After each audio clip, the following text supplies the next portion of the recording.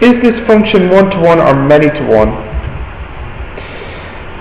Do you remember how to check if a function is one-to-one or many-to-one? You want to see, what happens if you try to solve this. x1 does not equal x2. Oh, and the domain is the numbers from 1 to 4, except 3. And then you want to try and solve this. See if this is solvable. Any solution will do. So you have 1 over x1 minus 3 equals 1 over x2 minus 3. That means you have x1 minus 3 equals x2 minus 3. So that means you have x1 equals x2, so it's impossible to choose numbers which are different but make the same value for f. What you do is you assume this and you look for this, and I failed because it's not possible. So I failed here. So it's many-to-one. Correct. It's one-to-one. One-to-one. Assistant, could you scroll to A1? Okay. Oh, Tanish. You're just lucky you got me the Ferrero Rochers. Yeah.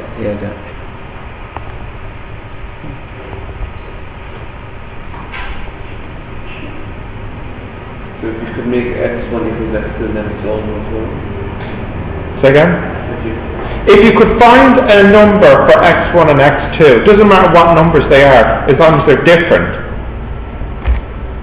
then it's many-to-one. And if you look here,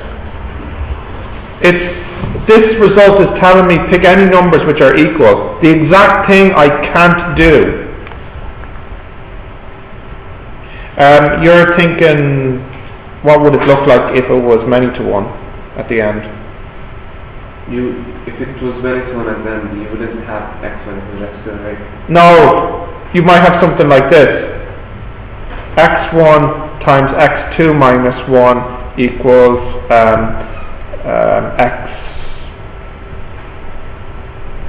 x equals x1 times x2 minus x2 x1 minus 2. So here you could make x2 equal 1, and here you could make x1. You can see if you make x1 equal to 2, this side here will be 0 and this side here will be 0, but these are different, so you've shown that it's many-to-one. Another way to show that it's many-to-one is at the beginning, if you can spot two values of x that give you the same value for y, then that is showing it's many-to-one also. Can we go on to 3? No, we're not finished. We have to find the range. So do you remember how to find the range? What you do, you have y equals 1 over x minus 3. X minus 3 times y equals 1. xy minus 3y equals 1. And we pretend y is a constant. So we have yx minus, or plus if you want, minus 3y minus 1 equals 0. So if you had an equation like this, what would we need for y so that it has a solution? It could be 0. Yeah. Or No, that's it. Y can't be 0. So it looks like the range is all real numbers except 0, but it's not quite that. Yeah, because x is between 1 and 4. So it's not quite that. So unfortunately, we need some kind of graph. But it's not a big issue, but we do need some kind of graph. Very roughly, we'll just put in a couple of values for x. So when x is 1, what do we get for y? 1 over 1 minus 3, yeah, minus a half, isn't it? So that would be something, you know, like down here at minus a half. And then when y is 2, what do we get? Minus 1. And then when y is 3, we don't get anything. And then when y is 4, what do we get? We get 1 here.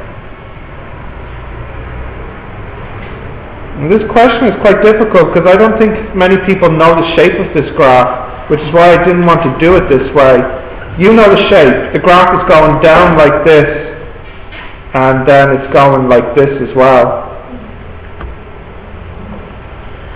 That's very, I mean, I don't know how they expect students to know how to do this because these graphs are not on this course. So I wonder what they say in the marking scheme actually.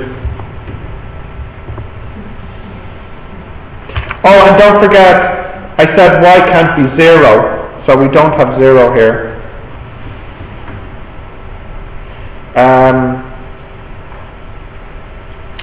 Another way you can do this is you can look carefully at this and try to figure out what values you could get for y.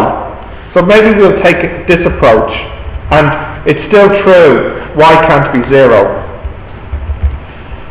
Y equals 1 over x minus 3, and x is from 1 to 4, and x is not equal to 3.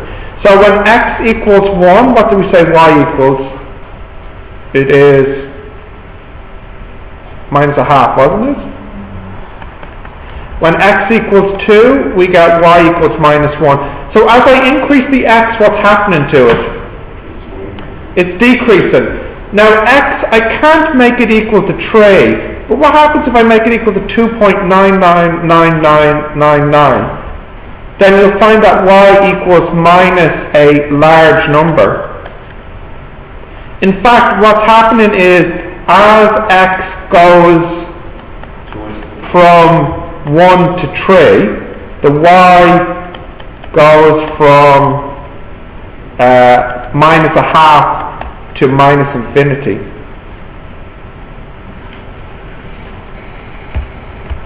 Now, when you put x equal to 3.00001, what do we get? Well, if you put that in, you'll get y will be some positive large number.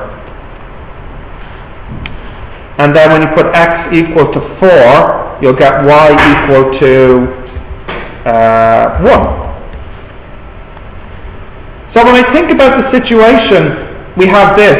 Our y has gone from minus a half all the way down to minus infinity, and also it's gone from plus infinity all the way down to 1.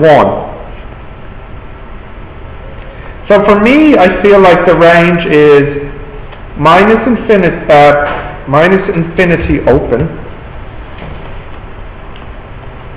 minus a half, and then 1 to infinity. And we know that y can't be 0, but that's okay because 0 is not in this anyways, so I don't need to remove it. Now, I'll be honest with you, this question, although it looks simple, it's really, really difficult, and I don't think it's fair to ask students to do this question because the graph is not something on this course, it's on the further maths course. But anyways, let's see what they did in the marking scheme. Where's my past papers? What year is this? 2010, version 2. Mark scheme is here. Difficult, isn't it?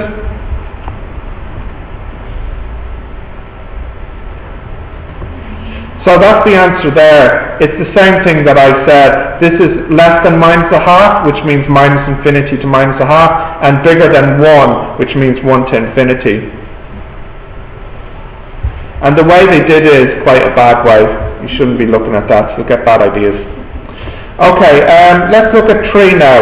So look, don't worry about 2. It was difficult, and I haven't seen a question like that since 2010, so you're probably safe.